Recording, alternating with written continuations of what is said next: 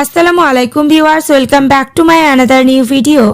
আজকে আমরা একটি গুরুত্বপূর্ণ ইংরেজি স্ট্রাকচার ক্লাস নিয়ে আলোচনা করব। Okay viewers, let's get started.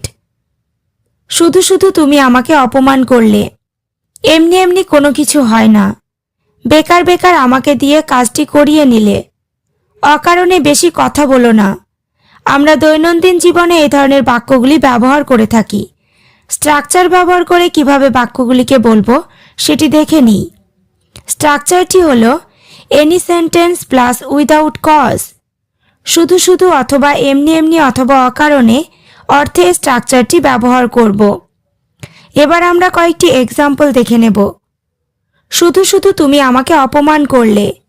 You insulted me without cause. এখানে ইউ ইনসাল্টেড মানে তুমি অপমান করলে, মি মানে আমাকে, উইদাউট কজ মানে শুধু শুধু। You insulted me without cause মানে শুধু শুধু তুমি আমাকে অপমান করলে। নেক্সট, এমনি এমনি কোনো কিছু হয় না। Nothing happens without cause. এখানে নাথিং হ্যাপেন্স মানে কোনো কিছু হয় না, উইদাউট কজ মানে এমনি এমনি। নাথিং হ্যাপেন্স উইদাউট কজ মানে এমনি এমনি কোনো কিছু হয় না। পরেরটা, বেকার বেকার আমাকে দিয়ে কাজটি করিয়ে নিলে। You made me do the work without cause.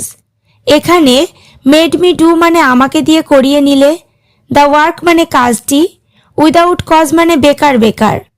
You made me do the work without cause মানে বেকার বেকার আমাকে দিয়ে কাজটি করিয়ে নিলে। নেক্সট, অকারণে বেশি কথা বলো না। Don't talk more without cause. এখানে ডোন্ট টক মানে কথা বলো না, মোর মানে বেশি, উইদাউট কজ মানে অকারণে।